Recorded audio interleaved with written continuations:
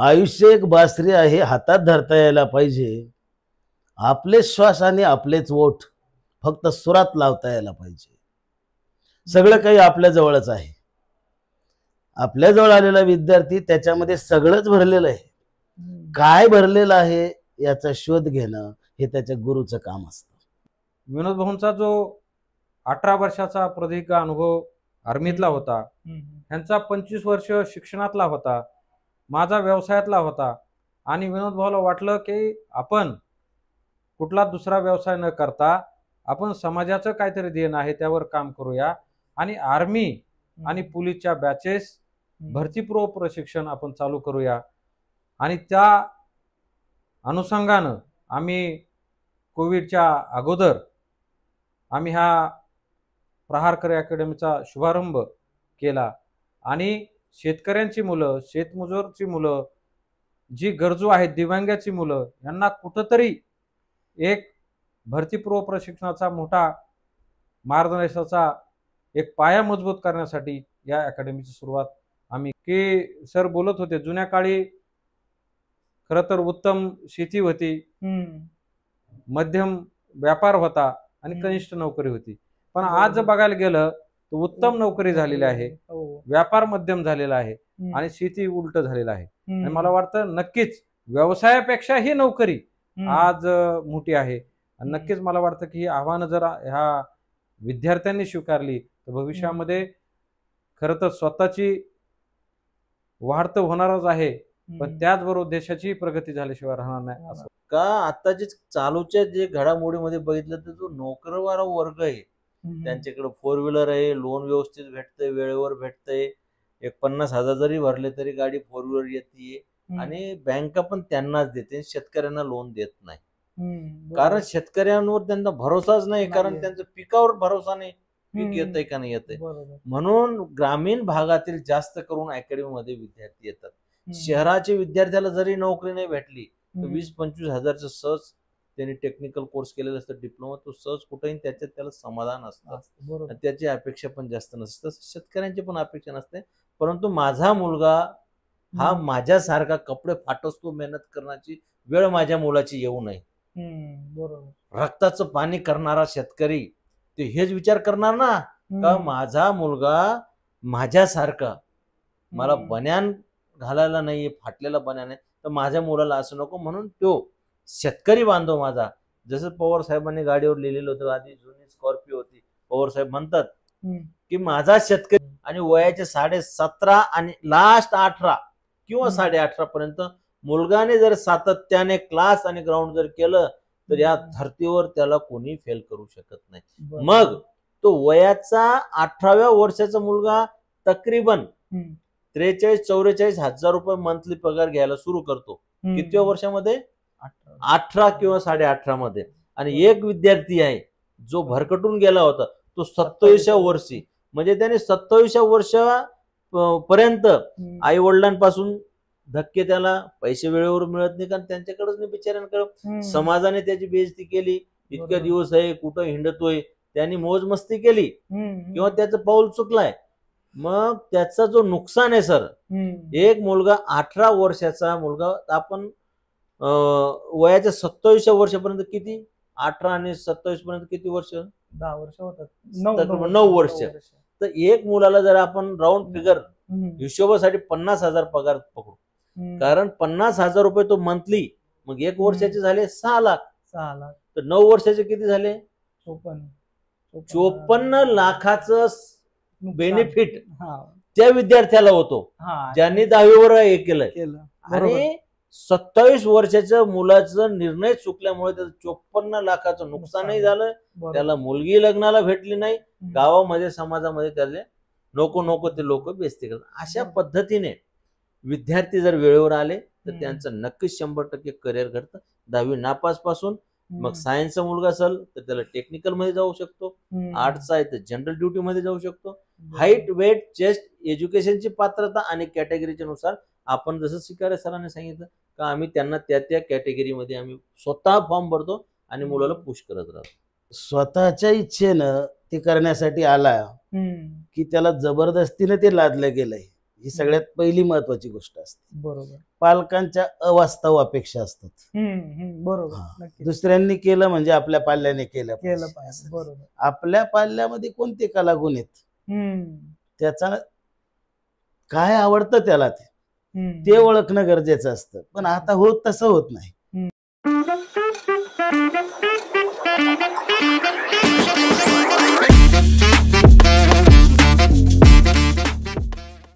नमस्कार. तर आज आपण चर्चा करणार आहोत एक अकॅडमी बद्दल, ज्याच्यामध्ये आर्मी भरती असेल, पोलीस भरती असेल किंवा बाकीच्या स्पर्धा परीक्षांची तयारी करून घेतली जाते. आणि ही अकॅडमी स्थापन करताना एक उद्योजक, एक शिक्षक आणि एक माजी सैनिक अशा तिघांचं कॉम्बिनेशन मिळून ही अकॅडमी तयार झालेली आहे आणि सुरू केलेली आहे. तर ही अकॅडमी म्हणजे प्रहार करिअर अकॅडमी. ही अहिल्यानगर येथे आहे. तर या अकॅडमी बद्दल किंवा स्पर्धा परीक्षाबद्दल आपण आज चर्चा करणार आहोत. तर आज चर्चा करण्यासाठी आज आपल्यासोबत विनोद सिंग सर आहेत, माजी सैनिक व संचालक प्रहार अकॅडमी. सर नमस्कार. त्यानंतर आपल्यासोबत उद्योजक संतोष पवार सर आहेत, संस्थापक अध्यक्ष प्रहार करिअर अकॅडमी. सर नमस्कार. नमस्कार. आणि त्याबरोबर आपल्या सोबत आहेत प्राध्यापक मालोजी शिकारे सर, संचालक प्रहार करिअर अकॅडमी. सर नमस्कार. तर सुरुवात सर संतोष सर तुमच्याकडून करतो की आपण उद्योजक तर आहातच, पण एक अकॅडमी आपण चालू करावी असं का वाटलं? खरं तर ह्या अकॅडमीचा प्रवास आणि त्याची सुरुवात सांगायची म्हणलं तर आम्ही साधारण गेली 10 वर्षापासून एक सामाजिक वसा घेऊन समाजामध्ये वावरत असताना आम्ही समाजाचे काय प्रश्न बघितले आणि त्यामध्ये आम्हाला जाणवलं की मुलं 10वी झाल्यानंतर त्यांना योग्य असं विचारपीठ मिळत नाही, त्यांना ज्ञानार्जन योग्य प्रकारे होत नाही. आणि त्या अनुषंगानं आम्हाला वाटलं की कुठंतरी आपण समाजाचं काहीतरी देणं आहे. आणि हे करत असताना आम्ही ही सेवेचा वसा करत असताना आम्ही नामदार बच्चूभाऊ कडू यांच्या माध्यमातून शेतकऱ्यांची सेवा असेल, दिव्यांगाची सेवा असेल, शेतमजुरांची सेवा असेल किंवा आज बेरोजगारीचा जो प्रश्न आहे त्यावर आम्ही आवाज उठवत असताना आमच्या या सेवेच्या कार्यामध्ये खरं तर या नगर जिल्ह्याचे प्रहार जनशक्ती पक्षाचे जिल्हाध्यक्ष विनोद सिंग परदेश यांचा संपर्क आला.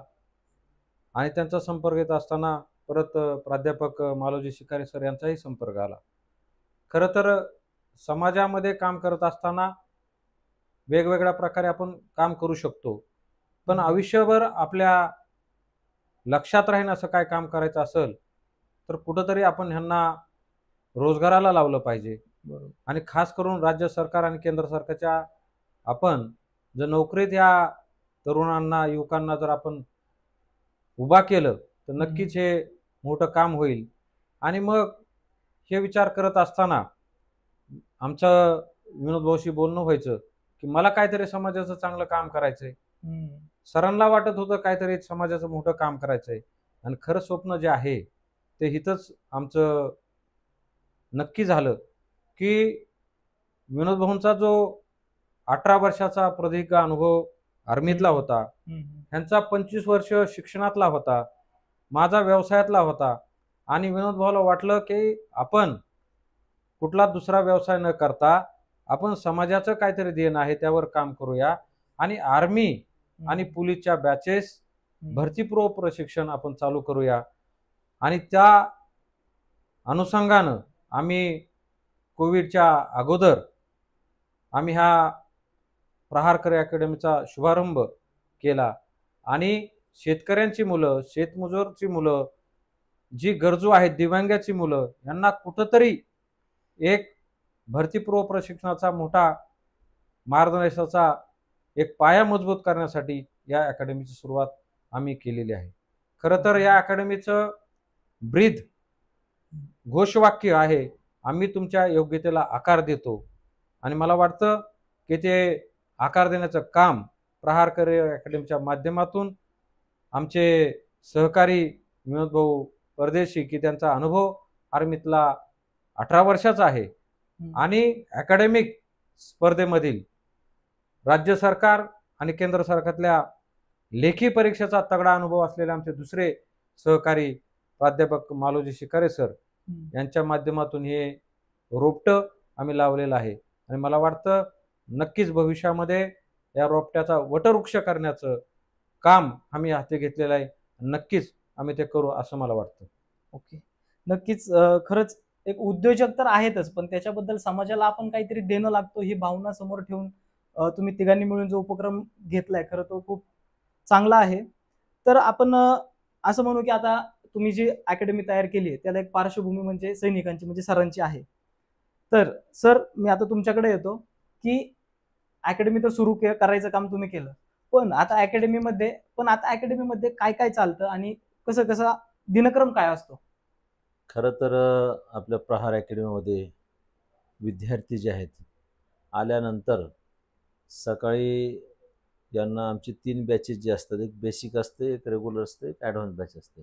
तर 3 स्पोर्ट टीचर आहेत. सुरुवात सकाळी 4 वाजेपासून होते. 4 वाजेला उठवायची सुरुवात होते विद्यार्थ्यांना. विद्यार्थी ग्रामीण भागातील असल्यामुळे त्यांना काही गोष्टीची जे आहे समज देण्यासाठी थोडा वेळ लागतो. त्याच्यासाठी 3 बॅचेस चालू केलेले आहेत. तर 3 स्पोर्ट टीचर आहेत आपले. ते तिघही स्पोर्ट टीचर. खरं तर सुरुवातीचंच आमचं जे मुलं उठतात तर भक्तिगीत आणि देशभक्तिगीत हे मोठं साऊंड लावूनच आम्ही विद्यार्थ्यांना उठवत असतो, जेणेकरून उठतानाच त्यांची पॉझिटिव्ह ऊर्जा घेऊन ते उठायला पाहिजे आणि खुशीने उठतात. आणि मग उठल्यानंतर सकाळी 5 वाजेपासून तर 7 वाजेपर्यंत 2 तास प्रॉपर यांच्याकडून मेहनत केली जाते. नवीन आलेले विद्यार्थी त्याला 2 महिने 3 महिन्यासाठी नॉर्मल घेत असतो, तो त्या वातावरणामध्ये येईपर्यंत. त्याच्यानंतर जे रेग्युलर बॅच आहे त्याच्यामध्ये थोडी हार्ड पीटी होते आणि त्याच्यानंतर एकदम सुपर हार्ड त्याला म्हणतात ॲडव्हान्स बॅच. ते सगळे मेरिटची मुलं असतात. मग त्याच्यामध्ये 2 तासामध्ये मुलांचं संपूर्ण घाम काढून घ्यावं लागतं. त्याच्यामध्ये मग व्हर्टिकल रोप असेल, मंकी रोप असेल, त्याच्यानंतर लॉंग जंप असतील, हाय जंप असेल, गोळा फेकणे असेल, त्याच्यानंतर 1600 मीटर, 100 मीटर, 800 मीटर. मुली पण आहेत या ठिकाणी, मुलींसाठी पण 800 मीटर आहे. आणि इव्हन जर आपण वन रक्षकला जर आपण भरती बघितली तर 5 किलोमीटरचं आहे. तर 5 किलोमीटर लॉंग रूट पण आम्ही त्या ठिकाणी जे विकली प्रोग्राम ठरलेले आहे त्या पद्धतीने सकाळचा प्रोग्राम होतो. त्या 2 तासाची ॲक्टिव्हिटी आहे. त्याच्यानंतर 7 वाजेपासून तर 8:30 पर्यंत विद्यार्थी आपापल्या टाईमनुसार फ्रेश होतात. फ्रेश झाल्यानंतर ते नाश्ता पण करतात. ब्रेकफास्ट झाल्यानंतर मग 8:30 ते 8:45 पर्यंत त्यांचं प्रेयर होतं, म्हणजे प्रार्थना होते. त्या प्रार्थनेमध्ये खरं तर आई वडिलांना जास्त करून आम्ही फोकस करतो की आई वडिलांचा आदर सन्मान आणि आई वडिलांचे उपकार विसरायला नको. त्यासाठी आई वडिलांना आम्ही स्मरण जास्त करून फोकस करतो. आणि 9 वाजेला मग यांचं क्लास स्टार्ट होतो. 9 वाजेपासून तर 1 वाजेपर्यंत त्याचे क्लास असतात. आणि क्लासमध्ये सर 2 बॅचेस असतात. होतंय काय, सेंट्रल गव्हर्नमेंटचे वेगळे फॅकल्टी असतात आणि स्टेट गव्हर्नमेंटचे वेगळे फॅकल्टी असतात. आणि त्याच्यामध्ये शैक्षणिक पात्रता विद्यार्थ्याची, त्याचं हाईट, वेट, चेस्ट आणि आता सांगितलं शैक्षणिक पात्रता, त्यानुसार मुलाला आम्ही त्या ठिकाणी मुलांना शॉर्ट आउट करून सेंटरच्या म्हणजे आर्मी असेल, पोलीस असेल, एअरफोर्स असेल, नेव्ही असेल, staff selection, railway police, forest विभाग, आरोग्य विभाग आणि स्पर्धा परीक्षा, हे सेंटर स्टेट दोघं आहेत. मग सेंटरची वेगळी बॅच चालते, स्टेट गव्हर्नमेंटची वेगळी बॅचेस चालते. ही मराठीमध्ये चालते आणि इथं हिंदी आणि इंग्लिशमध्ये चालत असते सेंटरची बॅचेस. अशा पद्धतीने 1 वाजेपर्यंत त्यांचा क्लास चालतं. आणि 1 ते 2 मुलं फटाफट क्लास ब्रेक झाल्यावर फटाफट रूममध्ये जातात, आपले नोटबुक वगैरे ठेवतात, फ्रेश होतात, जेवायला येतात, आपलं डिसिप्लिनमध्ये येणार आणि जेवण डायनिंग हॉलमध्ये प्रॉपर जेवण घेऊन जेवणाचा आस्वाद प्रॉपर शांततेत.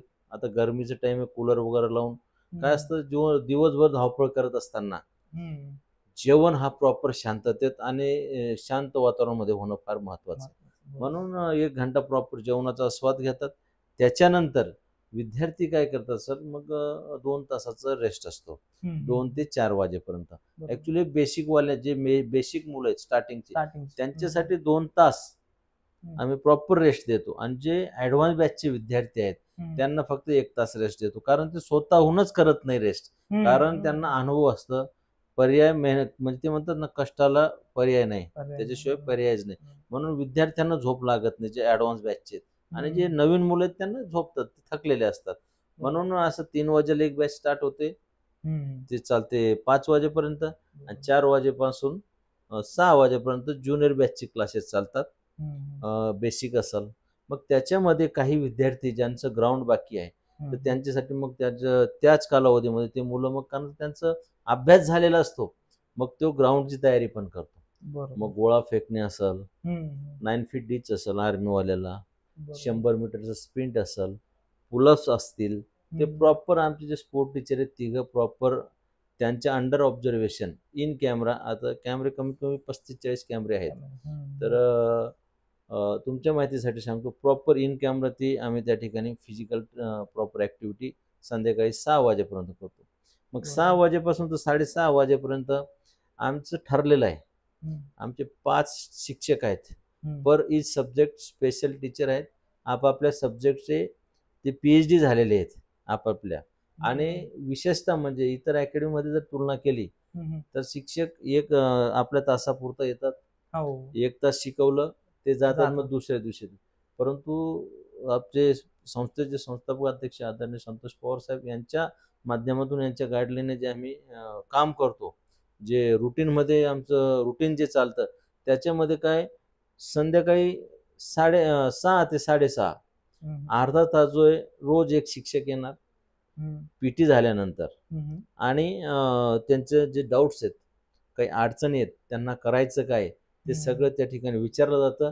कोणकोणत्या फॅकल्टी आता उद्या लॉन्च झाल्यात, फॉर्म कसे भरायचे आणि कसे नाही भरायचे, कोणत्या विद्यार्थ्याची उंची कमी आहे, कोणत्या विद्यार्थ्याचा अभ्यासामध्ये चांगला आहे, तो एअरफोर्सला जाऊ शकतो, उंची कमी आहे तर तो नेव्हीला जाऊ शकतो.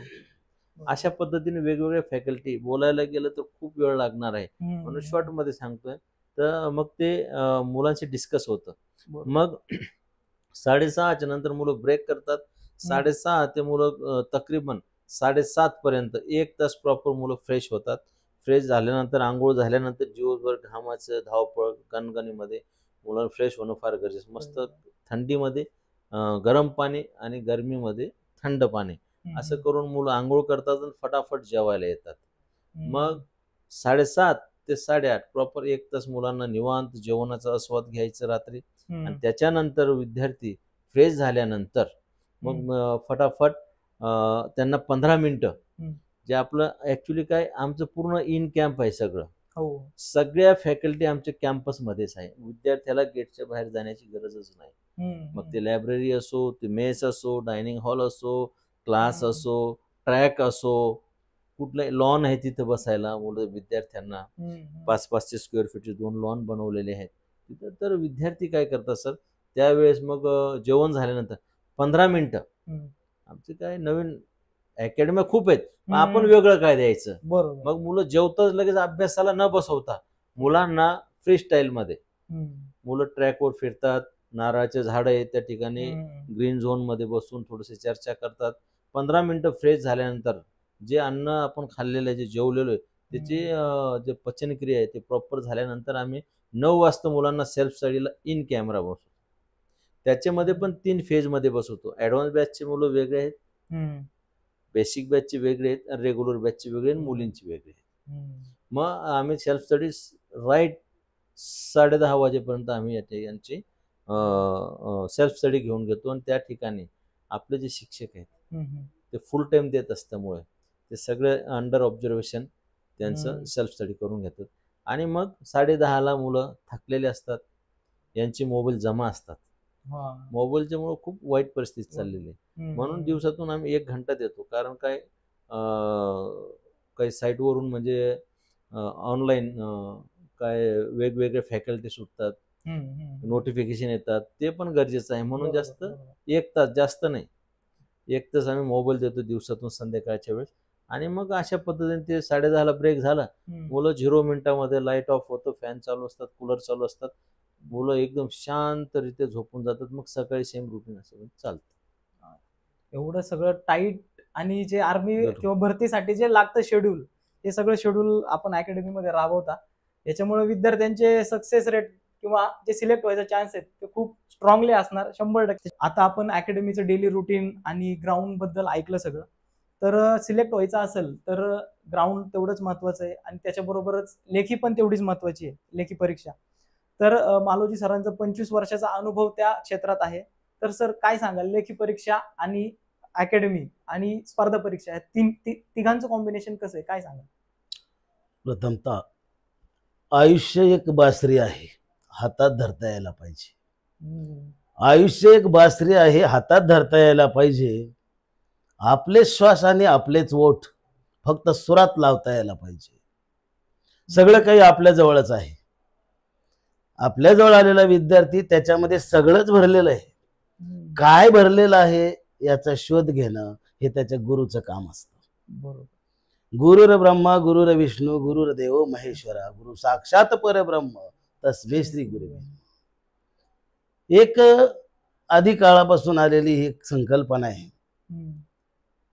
गुरु, आई, वडील यांच्यावर असलेली श्रद्धा, निष्ठा काळात बदल होतो, तसा तसा बदल होत जातो.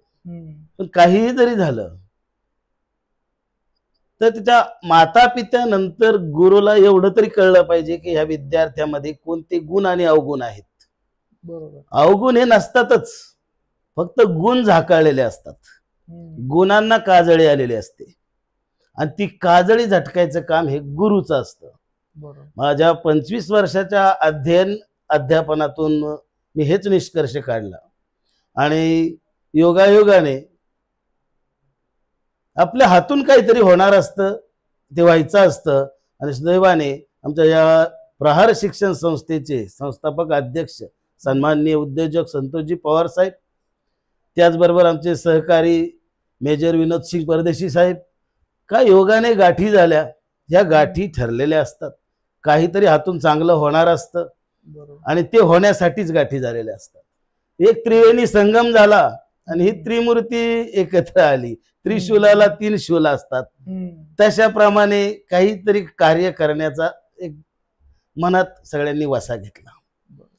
आमच्या संतोष पवार साहेबांचं नेहमी सांगणं असतं की रिझल्ट पाहिजे.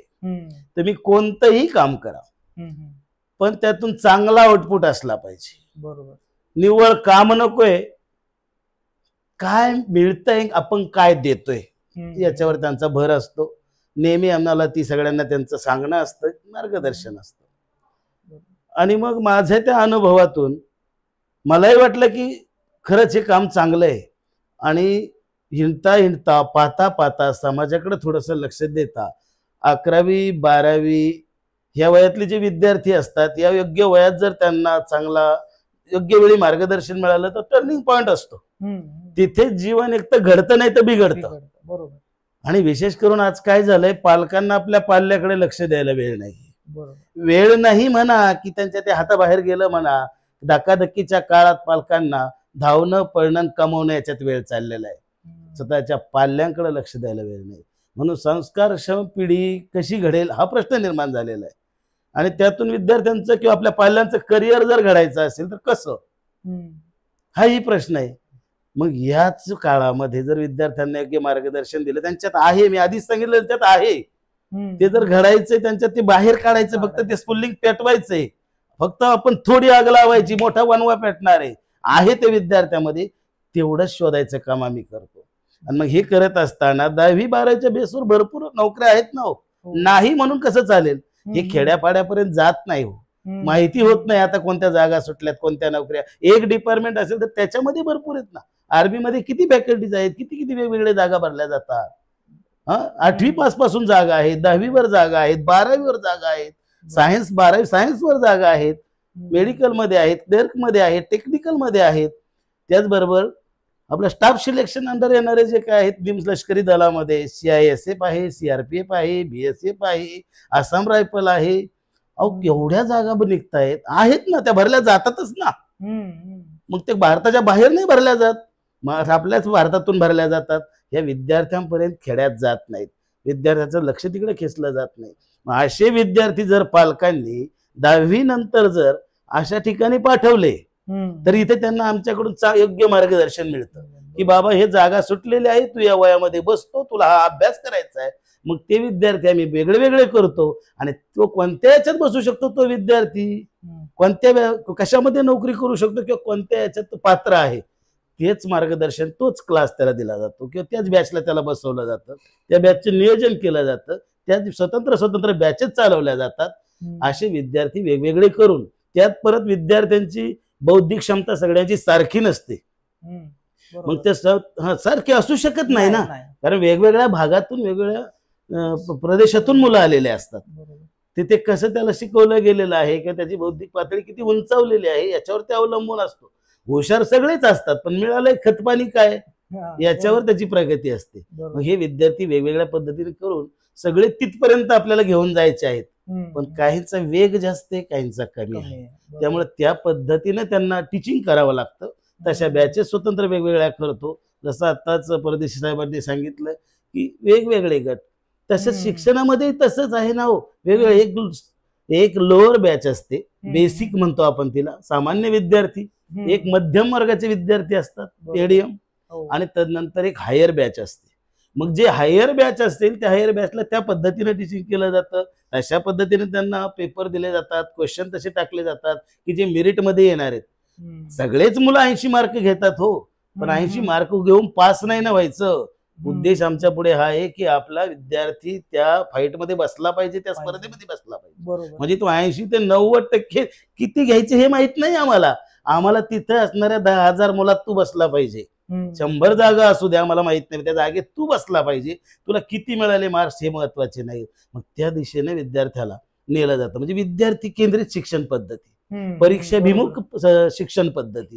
परीक्षेला काय हवं आहे, तिथं काय विचारलं जातं, मागचा आढावा घेऊन आतापर्यंत 10 ते 15 वर्षामध्ये या भरतीसाठी या परीक्षेला काय विचारलं गेलं, काय विचारलं जाऊ शकतं, या विषयावर या घटकावर नेमका कसा प्रश्न विचारला जाऊ शकतो, याचं विश्लेषण शिक्षकांचं काम असतं. आणि त्या पद्धतीने शिक्षकाकडून ते केलं जातं. मागील प्रश्नांचा आढावा घ्या, मागील परीक्षांचा आढावा असतो, आणि त्यातून त्या पद्धतीने विद्यार्थ्याला शिकवा आणि संभाव्य काय काय विचारलं जाऊ शकतं अशा पद्धतीने विद्यार्थ्याला न्यावं लागतं. त्यामुळे रिझल्ट लागतो. आमचा रिझल्ट पण आहे ना, हो रिझल्ट पण आहे. आम्ही कॉन्फिडेंटली मी जे काय बोलतो ना, हे कष्टातून आम्ही ते विद्यार्थी तयार करतो, आणि आम्हाला तेच आनंद जो होतो. कारण एक विद्यार्थी जर नोकरीला लागला, एक विद्यार्थी, तर 3 पिढ्याचं कल्याण होतं साहेब. ते आमच्या डोळ्यांनी पाहिले, आम्ही आयुष्यभर अनुभवलंय. त्याची मागची पिढी मागच्या पिढीचं उत्तर आयुष्य चांगलं जातं, स्वतःचं आयुष्य तर चांगलं जातं, पण मुलांचं पूर्व आयुष्य चांगलं जातं. 3 पिढ्यांचं कल्याण एक मुलगा जर नोकरीला लागला तर होतं. मग सामान्य वर्गापर्यंत नोकरी जायला पाहिजे ना, जशी ज्ञानाची गंगा घरोघरी जायला पाहिजे. बरोबर आहे. सर्व शिक्षा अभियान सरकारने केलं, नोकरी घराघरी जाऊ द्या ना, ज्यांना गरज आहे त्यांच्यापर्यंत नोकरी गेली पाहिजे. बरोबर. आता तो काळ गेला. जो होता काळ कोणता होता की आपण वशिल्यावर नोकरी म्हणायचो पूर्वीच्या काळी. हो आपली जी चलती त्याच काम होणार. आता एक न्याय गोरगरीब विद्यार्थ्यांना आलेला आहे. म्हणून सर्वसामान्य विद्यार्थ्यांनी पालकांना माझी विनंती आहे की एक चांगली बाजू जमेची बाजू आहे की ही बाब संपली, आता वशिला वगैरे ह्या गोष्टी संपल्या. तुमच्या विद्यार्थ्यात जे काय असेल तो स्वतःच्या हिमतीवर नोकरी मिळवू शकतो. फक्त त्याला अभ्यासाची कास धरावी लागेल, तो व्यासंग धरावा लागेल. म्हणून गुरुच्या सहवासात तुम्ही आलेत तर पालकांना तीच विनंती आहे की आपला पाल्य, त्याचा गुरु जे त्याचा शिक्षक आणि पालक या तिघांचा त्रिवेणी संगम असला पाहिजे, तिघांचा विचार असला पाहिजे. जर या तिघांनी एकमत जर झालं, पालक, शिक्षक आणि विद्यार्थी, तरच चांगल्या अर्थानं ज्ञानदानाचं ज्ञानग्रहणाचं कार्य होईल. नाही तर आपले पाल्य बिघडल्याशिवाय राहणार नाही. यात सगळा हातभार आहे तो पालकांचा आहे. याला सगळे पालक जबाबदार आहेत चांगल्या आणि वाईट गोष्टीला. आपला पाल्य जर चांगला घडवायचा असेल तर विनंती आहे की पालकांनी, शिक्षक, विद्यार्थी आणि पालक यांचा सहविचार असणं गरजेचं आहे. संस्थेचं ब्रीद वाक्य आहे की आम्ही तुमच्या योग्यतेला आकार देतो. बरोबर. प्रहार शिक्षण संस्थेचं ब्रीद वाक्य आम्ही तुमच्या योग्यतेला आकार देतो. चिखलातून जे मडकं घडवायचं काम कुंभार करतो. आम्ही तेवढाच विचार केलेला आहे की जो आनंद आम्हाला त्याच्यातून होतो ना, त्या शैक्षणिक त्या स्पर्धेमध्ये आमचा विद्यार्थी जेव्हा सिलेक्ट होतो, तो जो आनंद आम्हाला मिळतो याच्यासारखा आयुष्यात दुसरा आनंद कशातूनच मिळत नाही. बरोबर. तर खूप सार्थक झाल्यासारखं वाटतं, कारण मागची त्याची पिढी सुधारली. हे जे पुण्याचं काम घडतंय ना, याच्यातला जो आनंद येतो तो समोर ठेवूनच ही कार्यपद्धती या ठिकाणी चालते. म्हणून विद्यार्थी केंद्रित अभ्यास पद्धती आणि अध्यापन पद्धती राबतो. शिक्षक सगळे काम करत राहतात. ते कशा पद्धतीने करतात ते सांगायचा तुमचा प्रश्न होता की कशी चालते तुमची. मग विद्यार्थ्यांना हे केंद्र आणि राज्याच्या परीक्षा ज्या आहेत, कोणकोणत्या जागा निघतात याचं सगळ्या विद्यार्थ्यांना अगोदर मार्गदर्शन केलं जातं. बरोबर. कोणते विद्यार्थी कोणत्या जागेसाठी फॉर्म भरू शकतात हे सांगितलं जातं वेळोवेळी. त्याचबरोबर त्यांची फॉर्म भरण्याची वगैरे वेगळ्या गोष्टी असतील तर त्यांच्या समोर केल्या जातात आणि त्यासाठी काय लागतं हे सांगितलं जातं. तू कोणती तयारी केली पाहिजे, तुला ग्राउंडची तयारी कोणती केली पाहिजे, अभ्यास कसा करायचा किंवा कोणता करायचा आहे, त्यासाठी असलेली पुस्तकं असतील किंवा शिक्षक काय शिकवतील, आम्ही त्याचं नियोजन करतो. या परीक्षेसाठी अभ्यासक्रम काय आहे, त्या शिक्षकांनी काय शिकवलं पाहिजे, लगेच त्याची बॅच, त्याचा टायमिंग सगळं घटक नियोजनासहित आम्ही करतो. आणि मग त्यामुळे विद्यार्थ्याला आम्हाला बरोबर जिथं घेऊन जायचं तिथपर्यंत घेऊन जाता येतं. जास्त आता हे सगळं सांगण्यात नाही, परंतु आनंद जो आहे तो मिळतोय. ते काम आम्ही त्या पद्धतीने केलेलं आहे. हे छोटंसं रोपटं कोरोना म्हणजे कोविडच्या अगोदर लावलेलं होतं. सगळ्यांचीच एक अशी इच्छा होती की हे रोपटं वृद्धिंगत झालं पाहिजे. या रोपट्याचं म्हणजे छोटंसं लावलेलं, इवलेसे रोप लाविले दारी, त्याचा वेलू गेला गगनावरी, अशी गंमत आज झालेली आहे. आणि तो आपोआपच वाढत चाललाय. वाढवायचा म्हणून नाही तर तो आपोआप वाढत चाललाय, याचा आम्हाला आनंद मिळतो. आज त्याचं भव्य दिव्य असं रूप आता उभं राहिलेलं आहे आणि चांगलंच काम चालावं ही अपेक्षा आहे. विद्यार्थ्यांनी संस्कारक्षम घडावं आणि त्याचबरोबर सर्व पालकांनी ज्या इच्छेने किंवा ज्या अपेक्षेने विश्वास ठेवून आपल्या संस्थेमध्ये विद्यार्थ्याला टाकलेला आहे, त्या विश्वासाला तडा जाऊ नये. त्यांना त्याचं जे काय आहे ते मिळालं पाहिजे. बरोबर. ज्या अपेक्षा आहेत त्या अपेक्षा पूर्ण झाल्या पाहिजेत, असा हेतू डोळ्यासमोर ठेवून इथलं सगळं अध्यापनाचं कार्य चालतं. तर खरं तर सरांची एनर्जी पाहून आणि सरांचे विचार पाहून खूप मोटिवेट झाले. सरांनी विद्यार्थ्यांना तर मार्गदर्शन केलंच, पण विद्यार्थ्यांच्या पालकांना देखील त्यांनी कसं वागलं पाहिजे, काय केलं पाहिजे, आपला विद्यार्थी कसा ओळखला पाहिजे याबद्दल सरांनी मार्गदर्शन केलंय.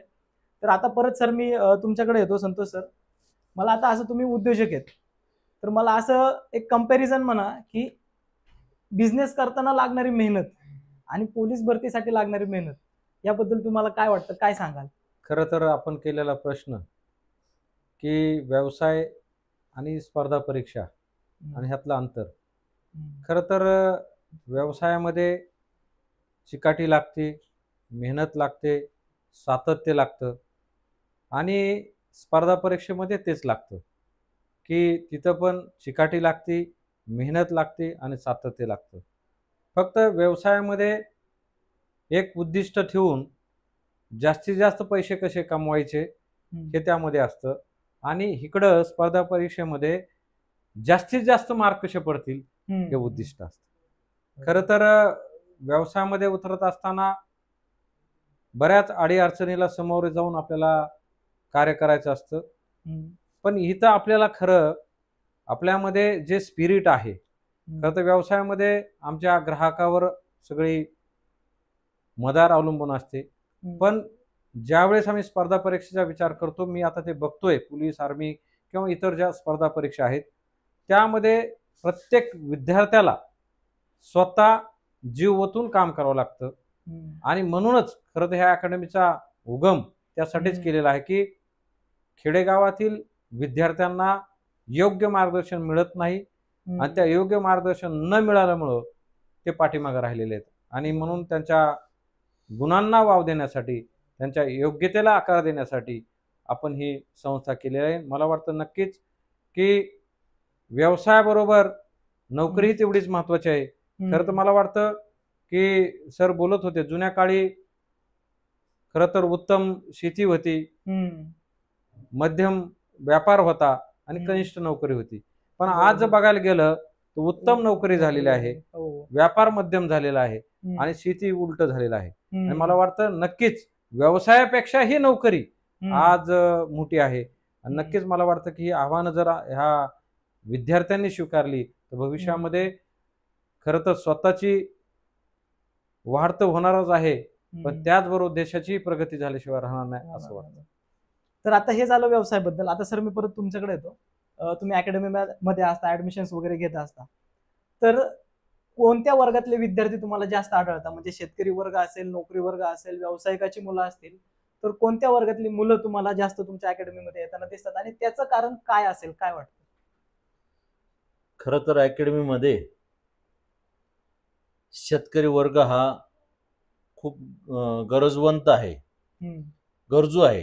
हम्म, कारण शेतीत ज्यावेळेस माल पिकतो हम्म, त्यावेळेस मार्केटमध्ये भाव भेटत नाही, हम्म, आणि ज्यावेळेस भाव भेटतो हम्म, ते भाव का भेटतो, कारण माल नाही मार्केटमध्ये. आणि ते बरोबर. माल नसल्यामुळं त्याला भाव भेटतं, पण ते माल कशामुळं नाही, एक तर अतिवृष्टीमध्ये शेतकरी होरपळला जातो जातो. किंवा मग दुष्काळामध्ये. हम्म, म्हणून शेतकरी हा देशाचा पोशिंदा आहे, हम्म, परंतु उलट झालंय शेतकऱ्याचं, म्हणजे खूप बिकट परिस्थिती झाल्यामुळं हम्म, त्यांना स्वतःहून, आज जर हम्म, आपण ह्या परिस्थिती जर बघितलं तर जो शेतकरी पिकवतोय त्यालाच 5 किलो राशनसाठी लाईनमध्ये उभं राहावं उभा लागतंय. राहिला. बरोबर. फार मोठी वाईट परिस्थिती. हम्म, म्हणून शेतकऱ्यांनी काय विचार केलेला आहे, शेतकरी बांधवांनी काय विचार केलेला आहे, का आता जे चालूच्या जे घडामोडीमध्ये बघितलं तर जो नोकरवाला वर्ग आहे हम्म, त्यांच्याकडे 4 व्हीलर आहे, लोन व्यवस्थित भेटतंय, वेळेवर भेटतंय, एक 50,000 जरी भरले तरी गाडी 4 व्हीलर येते, हम्म, आणि बँका पण त्यांनाच देते, शेतकऱ्यांना लोन देत नाही. हम्म, कारण बरोबर. शेतकऱ्यांवर त्यांना भरोसाच नाही, कारण नाहीये. त्यांचं पिकावर भरोसा नाही, पीक हम्म, येतंय का नाही येतंय. बरोबर. म्हणून ग्रामीण भागातील जास्त करून अकॅडमीमध्ये विद्यार्थी येतात. हम्म, शहराच्या विद्यार्थ्याला जरी नोकरी नाही भेटली तर हम्म, 20-25 हजारचं सहज त्यांनी टेक्निकल कोर्स केलेला असतं, डिप्लोमा, तो सहज कुठेही त्याच्यात त्याला समाधान असतं, असतं. बरोबर. आणि त्याची अपेक्षा पण जास्त नसते. तसं शेतकऱ्यांची पण अपेक्षा नसते, परंतु माझा मुलगा हा हम्म, माझ्यासारखा कपडे फाटसतो मेहनत करण्याची वेळ माझ्या मुलाची येऊ नये. बरोबर. रक्ताचं पाणी करणारा शेतकरी ते हेच विचार करणार ना, का हम्म, माझा मुलगा माझ्यासारखा, मला हम्म, बन्यान घालायला नाहीये, फाटलेला बन्यान आहे, तर माझ्या मुलाला असं नको. म्हणून तो शेतकरी बांधव माझा, जसं पवार साहेबांनी गाडीवर लिहिलेलं होतं, आधी जुनी स्कॉर्पिओ होती, पवार साहेब म्हणतात हम्म, की माझा शेतकरी राजा झाला पाहिजे. बरोबर.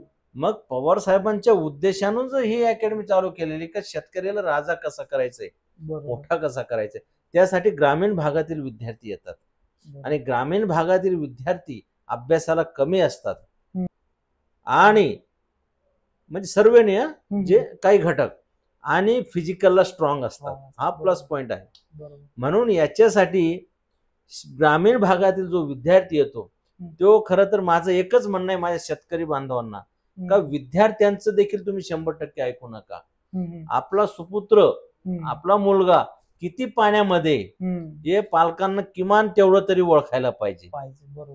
मित्र एक दुसऱ्याचं बघून कॉलेज करतात. कॉलेजमध्ये 10वीच्या नंतर, खरं शिकारे सरांनी सांगितलं आता, खरं तर 10वी नंतर करिअरची सुरुवात होती. बरोबर. कारण 10वी पर्यंत मम्मी पप्पा वॉच करतात, मोबाईल देत नाही, काही नाही.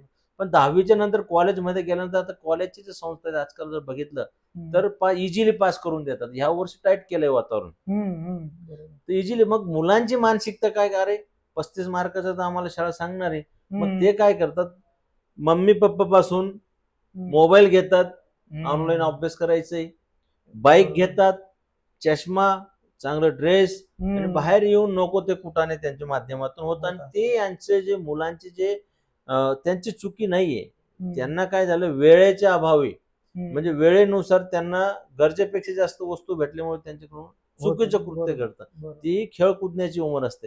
खरं करिअर 10वी नंतर सुरू होतं, 11वी 12वी.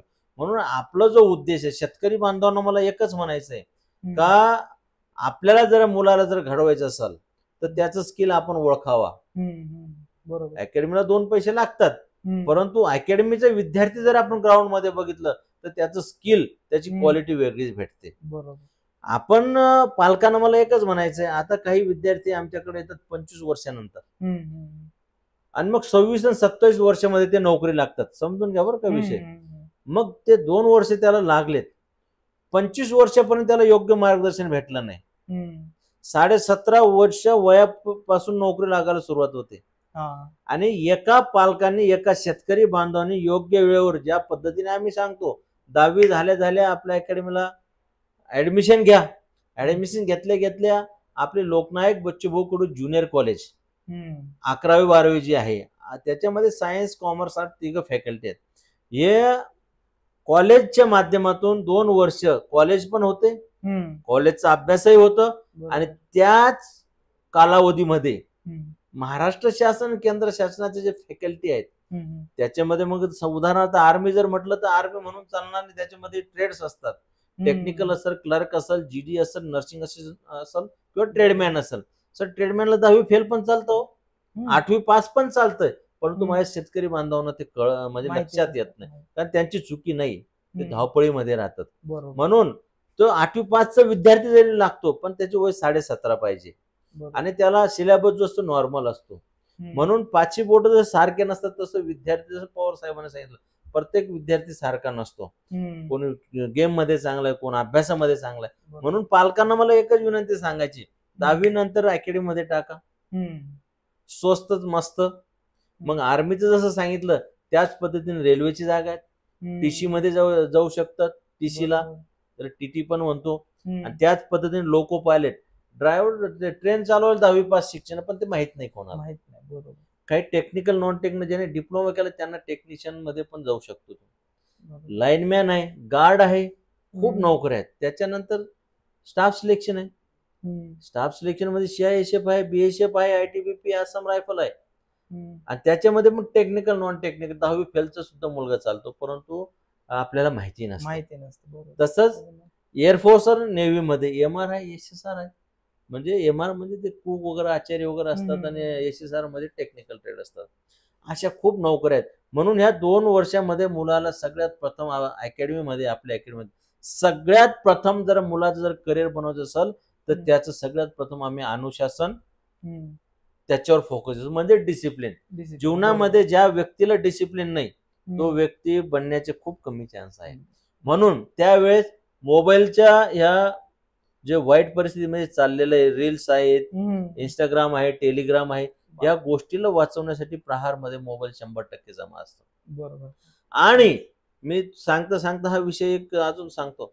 एक मुलगा येतो 25 वर्षामध्ये, 27व्या वर्षामध्ये तो नोकरी लागतोय, आणि एक विद्यार्थी 10वी झाल्यानंतर येतोय, तर तो 17.5 किंवा 18 या वर्षामध्ये मुलगा लागायलाच पाहिजे. आणि जो मुलगा 18 वर्षामध्ये लागतोय, वयाच्या 18व्या वर्षी लागतोय, बघा बरं का, योग्य वेळेवर योग्य निर्णय. ते म्हणतात ना, आर्मी मध्ये म्हणतात, किसी भी काम को करने से पहले कानून और तरतीब बनाना चाहिए. कोणतंही काम करत असताना एक तरतीब बनवण्याची फार गरज आहे, प्लॅनिंग, नियोजन करणं गरजेचं. सर जो विद्यार्थी 10वीला आपल्याकडे येतोय तो 11वी 12वीच्या दरम्यान त्याचं 11वी 12वी होते आणि स्पर्धा परीक्षेची पण तयारी होते, आणि वयाचे 17.5 आणि लास्ट 18 किंवा 18.5 पर्यंत मुलगाने जर सातत्याने क्लास आणि ग्राउंड जर केलं तर या धर्तीवर त्याला कोणी फेल करू शकत नाही. मग तो वयाचा 18व्या वर्षाचा मुलगा तकरीबन 43-44 हजार रुपये मंथली पगार घ्यायला सुरू करतो. कितव्या वर्षामध्ये? 18 किंवा 18.5 मध्ये.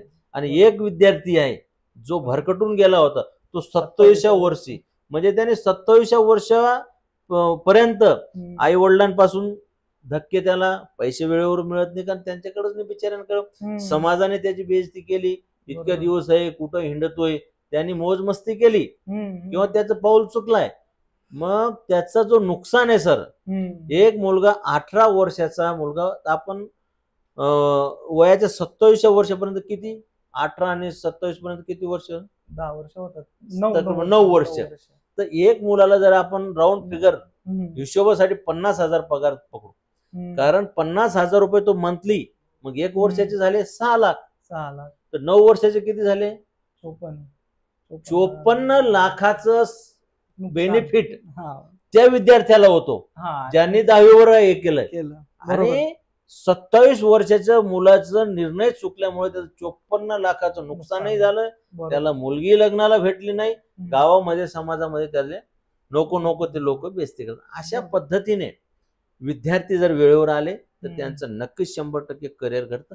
10वी नापास पासून मग सायन्सचा मुलगा असेल तर त्याला टेक्निकल मध्ये जाऊ शकतो, आर्ट्सचा आहे तर जनरल ड्युटी मध्ये जाऊ शकतो. हाईट, वेट, चेस्ट, एज्युकेशनची पात्रता आणि कॅटेगरीच्या नुसार आपण जसं शिकारे सरांनी सांगितलं का आम्ही त्यांना त्या कॅटेगरीमध्ये आम्ही स्वतः फॉर्म भरतो आणि मुलाला पुश करत राहतो. नक्कीच. म्हणजे अकॅडमीमध्ये शेतकऱ्यांची मुलं येतात, त्यांना ट्रेन कसं केलं जातं, कोणत्या क्षेत्रात किती जागा आहेत, हे सगळी माहिती सरांकडे आहे. सर तुम्हालाच एक प्रश्न असा आहे की तुम्ही आता म्हटलं की शेतकऱ्यांची मुलं खूप येतात, तर शेतकरी तुम्हाला तर माहिती आहे, आता तुम्ही सांगितलं की शेतकऱ्यांना शेती परवडत नाही किंवा तोट्यात जात, तर जर शेतकऱ्याची मुलं काही आली तर आपल्या संस्थेमार्फत किंवा बच्चू भाऊ मार्फत काही त्यांना सूट काही दिली जाते का? सर ऍक्च्युली आमची एसओपीच अशी बनलेली आहे. एसओपी हे कमर्शियल नाहीच आहे. एसओपी अशी बनली आहे, दिव्यांग बांधव असेल, ज्याला हात नाही पाय नाही, बरोबर, त्याच्या मुलाला 100% शैक्षणिक फी माफ आहे.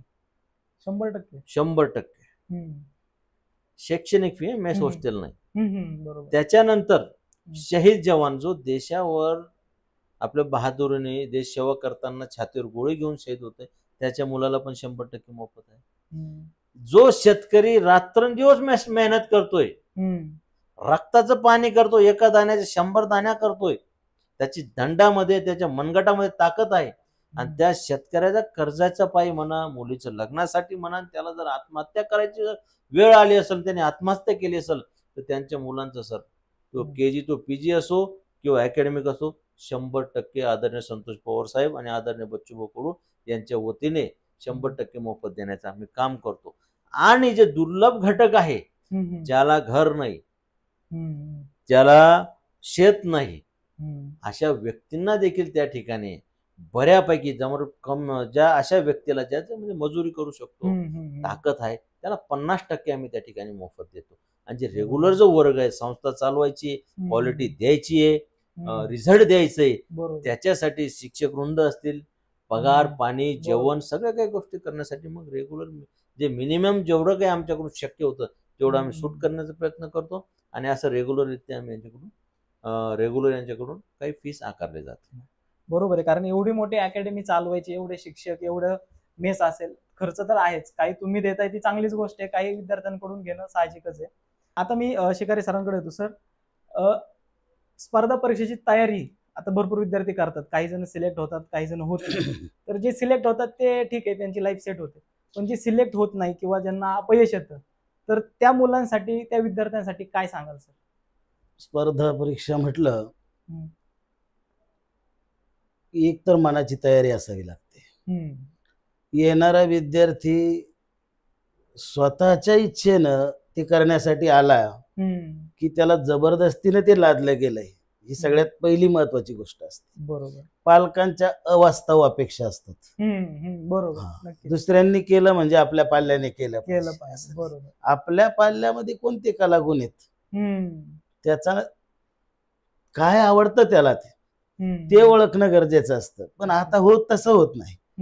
दुसऱ्या पाल्याने, इतरांच्या पाल्याने जे केलं तेच आपल्या पाल्याने करावं, अशी याला म्हणतात अवास्तव अपेक्षा. मग काही विद्यार्थी असे त्या ओझ्याखाली दबले जातात, भरडले जातात.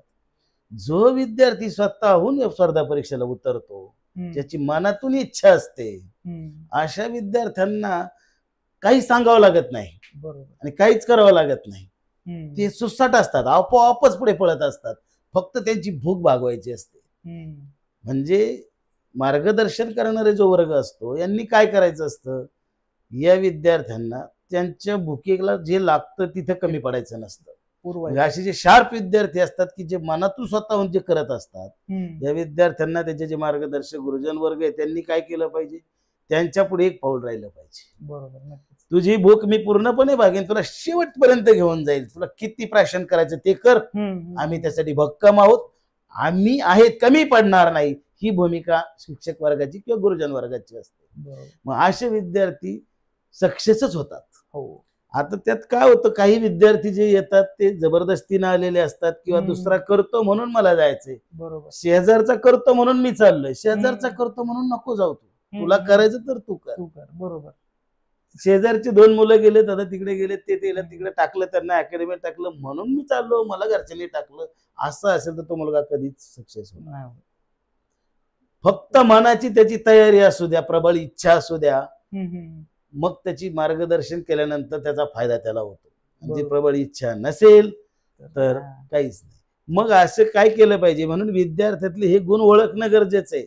म्हणून मी सांगितलं अगोदर, पालक आणि गुरुजन वर्ग यांचा जर सहविचार असेल तर त्यातून कोणताही विद्यार्थी ज्यावेळेस तो तयारी करतो, एक पहिल्या प्रयत्नामध्ये अपयशी होतो, दुसऱ्या प्रयत्नात अपयशी होतो. मग अपयशी होत असताना तो किती अपयशी होतो, म्हणजे किती प्रमाणात वर गेलेला आहे, त्याचा हात पोहोचण्याचा किती बाकी आहे, बरोबर. म्हणजे तो टॉपवर आहे का, थोड्याच काही मार्काने आहे का, याचा अर्थ त्याचा आलेख चढता आहे. तो प्रत्येक प्रयत्नाला पुढे पुढे जाताना दिसतोय. असं जर दिसत असेल तरच त्याला मार्गदर्शन केलं गेलं पाहिजे आणि तेच विद्यार्थ्यांनी इकडे स्पर्धेकडे वळलं पाहिजे. जर त्याचा आलेख चढता नसेल, मागच्या परीक्षेपेक्षा 6 महिन्यांनी पुढची परीक्षा दिली त्याने एखादी, त्यात जर तो कमी येत असेल आणखी त्याच्याही पेक्षा, तर समजून घ्या तो त्यात अभ्यास करत नाही, स्वतःहून त्यात उतरत नाही, मग तो अनसक्सेस राहणार, तो सक्सेस होऊ शकत नाही. बरोबर. ही पहिली गोष्ट आहे. म्हणजे पालकांनी ते ओळखलं पाहिजे की खरंच आपल्या पाल्याला हे आवडतंय का, त्याच्यात तेवढे आहे का, ती क्षमता त्याच्यात आहे का. त्यांनी नाही ओळखलं तर गुरुजन वर्गाने ते ओळखलं पाहिजे आणि त्याला त्या दिशेनं योग्य मार्गदर्शन केलं पाहिजे की बाबा रे, तू इकडे लढतोय पण ही परीक्षा तुझ्याच्याने होणार नाही असं न म्हणता त्याला फक्त तिथून कोणती परीक्षा तो देऊ शकतो मग तिकडे वळवलं पाहिजे. तू हे करू शकत असं नाही, तू एक काम कर, हे करता करता दुसरी ती परीक्षा दे. ते गुरुजनांनी सांगण्याचं काम आहे की त्या परीक्षेत तू सक्सेस होशील. बरोबर. म्हणजे त्याला वाटेल अरे आम्ही तिथे होईल, म्हणजे त्याची पॉझिटिव्ह थिंकिंग राहील आणि तो म्हणेल नाही मी ते होईल तर मग सर देतो परीक्षा ती, तो तिकडे जाईल. अशांना वेगळ्या जे त्यांच्या क्षमतेत आहेत अशा परीक्षा द्यायला सांगितलं पाहिजे, त्यांना तिकडे वळवलं पाहिजे. आणि एवढ्यात जर नसेल होत तर मग अशा विद्यार्थ्यांचे कलागुण ओळखून त्यांना पुन्हा एक व्यवसायाकडे वळवलं पाहिजे. कलागुण तुझ्यात कोणते आहेत त्या कलेचा विकास कर. बरोबर. आपल्यात असलेल्या कलेचा विकास जर चांगला झाला तर आपण त्यात सक्सेस होतो. जे आपल्यात नाहीच ते आपण कधीच मिळू शकत नाही, पण आहे त्याला वृद्धिंगत मात्र करू शकतो. म्हणून पालकाने आपल्या पाल्याची आवड रुची ओळखली पाहिजे, त्या दिशेने त्याला नेलं पाहिजे आणि मग तो त्याच्यात टॉपला राहणार आहे.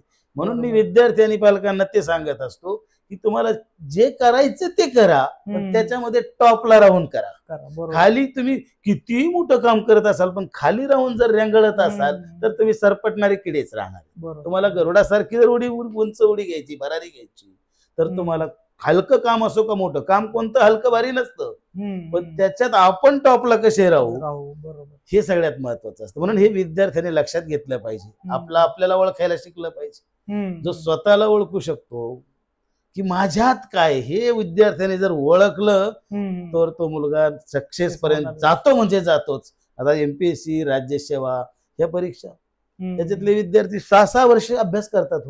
मग त्यांना वेडा म्हणायचं का शहाणं म्हणायचं? 30 वर्ष झाले, 32 वर्ष झाले तरी अभ्यास करतायत, मग त्यांना वेडं नाही म्हणतायत, त्यांना ध्येय वेडं म्हणायचं असतं. कारण त्यांनी ओळखलंय स्वतःमध्ये की मी फक्त 1च मार्काने हुकलेलो आहे, मी फक्त आता 1 मार्काने चुकलेलो आहे, 1च मार्क मला पाहिजे आणि तो मार्क मी पुढच्या परीक्षेत देणार, म्हणजे घेणार आणि सक्सेस होणार. हे त्यांनी स्वतःला ओळखलेलं आहे.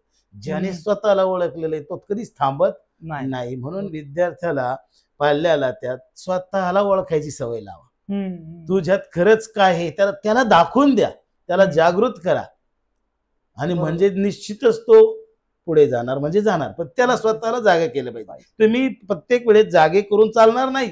दुसऱ्याने किती जागा करा, काहीच उपयोग होणार नाही.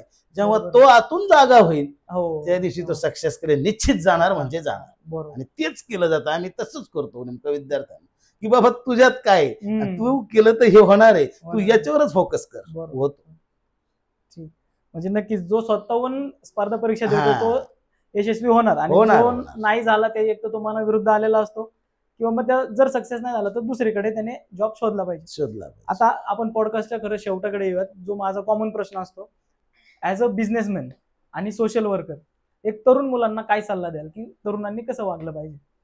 खरं तर व्यवसाय करत असताना मी गेली 10-15 वर्षापासून समाजाच्या प्रत्येक अंगामध्ये फिरत असताना मला असं दिसतं की आज खरं तर मला वाटतं पैशाची देवाणघेवाण करण्यापेक्षा विचाराच्या देवाणघेवाणीची अत्यंत गरज आहे. बरोबर. आज मी बघतोय की आज विद्यार्थी म्हणा, त्याचा पालक म्हणा, भौतिक सुखासाठी आभासी दुनियेमध्ये फिरत आहे आणि त्यामुळं सगळी आमची जी पॉझिटिव्ह एनर्जी आहे ती निगेटिव्ह एनर्जीकडे कन्वर्ट होत आहे. आणि आम्ही बघतोय की समाजामध्ये खरं तर सकारात्मक दृष्टिकोन आणि सकारात्मक विचार देण्याची आपल्याला गरज आहे. हम्म. खरं तर मला वाटतं की सर्वच गोष्टी पैशाने होतात, मला वाटतं नाही. हम्म. की बऱ्याच वेळा आम्ही म्हणतो की संस्कार आमच्यावर चांगले असले पाहिजेत, आमचे विचार चांगले असले पाहिजेत. हम्म. खरं तर मला वाटतं की मी आज बघतोय की मी माझ्या आत्तापर्यंतच्या प्रवासामध्ये करोड रुपयाचा व्यवसाय करत असताना मी बघितलं की पैसे हे सर्व काही नाही, तर आम्हाला समाजामध्ये जे मिळणारे विचार योग्य आहेत का, हे अत्यंत महत्त्वाचं आहे. आणि मला वाटतं नक्कीच की व्यवसाय आणि स्पर्धा परीक्षा, व्यवसाय आणि विद्यार्थी हे बघत असताना सकारात्मक दृष्टिकोन हा असणं अत्यंत गरजेचं आहे. आणि नक्कीच मला वाटतं की आज आम्ही ह्या व्यवसायाच्या माध्यमातून करत असताना समाजाचा एक वसा घेतलेला आहे की कुठंतरी आपल्याला जर काय आपल्या अनुभवातून चांगलं देता आलं तर नक्की आम्ही देऊया. खरं तर ह्या संस्थेचा प्रवास भविष्यामध्ये तोच राहील की जो नकारात्मक दृष्टिकोन समाजामध्ये आज जो पसरलेला आहे, तो वाढत आहे, तो कसा कमी करता येईल आणि त्या माध्यमातून पॉझिटिव्ह एनर्जी देऊन कुठंतरी ह्यांना राज्य सरकार, केंद्र सरकारच्या नोकरीमध्ये भरती कसं करता येईल हा भाग आहे. खरं तर मला वाटतं आता तुम्ही सरांशी प्रश्नाचा एक संवाद केला की खरं तर एखादा विद्यार्थी एखाद्या स्पर्धा परीक्षेमध्ये फेल झाला तर त्याचं फ्युचर जे आहे सरांनी त्यांच्या वाणीतून विस्तृत सांगितलं. पण आमचा जो फ्युचर प्लॅन आहे आमच्या संस्थेचा की यामध्ये काय आहे की आज लाखो विद्यार्थी हे फक्त 100 किंवा 1000 पोस्टसाठी जात असतात आणि तिथला सक्सेस रेशो जर बघितला तर तो 5% आहे. 95% विद्यार्थ्यांना नोकरी मिळत नाही. आणि ह्या परिस्थितीतून जर त्याला उभा करायचा असेल त्याच्या पायावरती तर ह्याला फॅकल्टी बदलणं हा दुसरा पर्याय, नाहीतर त्यांनी व्यवसायाला लागणं हा तिसरा पर्याय, त्यामुळे एक संस्कारक्षम्य व्यक्ती बनणं हे बी तेवढंच. तर संस्थेचा पुढचा जो आमचा प्लॅन आहे की आमच्या संस्थेतून झालेला विद्यार्थी हा नक्कीच विचारधीन असेल, हा आम्ही प्रयत्न भविष्यामध्ये करत आहोत. नक्कीच सरांनी तरुणांसाठी सल्ला पण दिला आणि अकॅडमीचं फ्युचर काय असेल, त्यांच्या अकॅडमीतून निघणारा विद्यार्थी एक तर स्पर्धा परीक्षेत असेल किंवा जरी तो सिलेक्ट नाही झाला तर तो एक आदर्श व्यक्ती म्हणून तरी समाजात वावरल असं त्यांचं विद्यार्थी असणार आहे. सर तुमच्याकडे येतो. तर आता सरांना एक प्रश्न की सर आपला शेवटचा प्रश्न, तरुणांसाठी सल्ला, पण ऍज अ आर्मी तुम्हाला जी शिस्त होती, तुम्ही जेव्हा मिलिटरीमध्ये होते तेव्हा ती शिस्त आणि आजकाल तरुण पोरांमध्ये तुम्हाला दिसणारी शिस्त, काय वाटतं याच्याबद्दल काय, आणि एक सल्ला. सर मी तरुणांना एकच सल्ला देऊ इच्छितो. जीवनामध्ये जीवन जगत असताना एकच वेळेस जीवन जगतो माणूस, आणि ते मेल्यानंतर कमीत कमी 5-10 वर्ष तरी त्याचं नाव निघायला पाहिजे. बरोबर. हेच मला युवकांना या ठिकाणी सांगायचं आहे. जैसा सोचोगे वैसा ही बन जाओगे. ज्या पद्धतीने डोक्यामध्ये विचार राहतात त्याच पद्धतीने विद्यार्थी युवक घडत असतो. और जैसा कर्म होगा वैसा ही फल पाओगे. सर आपल्या माहितीसाठी सांगतो, या म्हणजे काळ्या दगडावरची पांढरी रेस आहे. सोच बदलो जिंदगी बदल जाएगी. बरोबर. आणि संगत गुण, जीवनामध्ये संगत गुण सगळ्यात मोठा आमचा अनुभव आहे. सर शून्यातून जरा करोडपती लोक झाले असतील, शून्यातून किंवा शून्यातून जर सत्संगी माणूस जर म्हणत असेल, संत महात्मा जर आपण बघितलं, ही संतांची भूमी आहे. तर संगत गुण, जो व्यक्ती ज्या व्यक्तींबरोबर संगत केली तो व्यक्ती तसाच घडत गेलेला आहे. दारू पिणाऱ्या बरोबर तो दारू पिणारच आहे. बरोबर. माझाच विषय, मी एक माजी सैनिक आहे. मैं रिटायर्ड झाल्या 18 वर्ष सर्व्हिस नंतर बच्चे भाऊंच्या पत्रात मी गेलो आणि महाराष्ट्र राज्यात एक वेगळं व्यक्तिमत्व, 350 गुन्हे स्वतःवर दाखल केले, त्यांनी दाखल झाले त्यांच्यावर. 120 वेळापेक्षा जास्त रक्तदान त्यांनी केलेलं आहे. अशा बहादर मर्दाबरोबर जर मी राहतोय तर साहजिक आहे आमचं भूमिका वेगळीच राहणार आहे. आणि तसंच ते करत असताना एक चांगले उद्योजक आणि चांगले सोशल वर्क अशा व्यक्तिमत्व मला भेटतात. आणि शैक्षणिक क्षेत्रातला मशिया राजा, ज्या म्हणजे PhD झाले, MPhil झालेले असं व्यक्तिमत्व, शिकारे सरांसारखे व्यक्तिमत्वांबरोबर मी झालोय. तर साहजिक मी तसाच बनणार आहे. म्हणून मी युवकांना एकच सांगतो, संगत गुण, अनुशासन, डिसिप्लिन आणि आईवडिलांनी घाम गाळून आपलं शिक्षण दिलेलं त्याचं कुठं ना कुठं उपकार फेडण्याचं काम युवांनी करायला पाहिजे, असं मला या ठिकाणी सांगायचं. खरंच खूप महत्वाचा सल्ला सरांकडून आलेला आहे. तर आज खरंच सरांनी वेळ दिला. विनोद सिंग सर असतील, संतोष सर असतील, मालोजी सर असतील, सरांनी वेळात वेळ काढून आज आपल्यासोबत चर्चा केली. आणि खरंच एका अकॅडमीला जे लागतं, एक बिझनेस माइंड लागतं, एका शिक्षकाचं माइंड लागतं आणि एका आर्मी रिटायर माणसाचा अनुभव लागतो. तो सगळा अनुभव आज ह्या प्रहार करिअर अकॅडमीमध्ये आहे. तर नक्कीच अहिल्यानगरमध्ये अकॅडमी आहे. सर्वांना ज्यांना भरती करून घ्यायची आहे किंवा अकॅडमीमध्ये ऍडमिशन घ्यायचं, एकदा तरी ह्या अकॅडमीला भेट द्या आणि मग तुमचा पुढचा जो काही डिसिजन असेल तो घ्या. तर सर, तुम्ही सर्वांनी वेळात वेळ काढून इकडे आले आणि तुमचं मार्गदर्शन दिलं त्याबद्दल सर सर्वांचे आभार. धन्यवाद सर. धन्यवाद सर, धन्यवाद.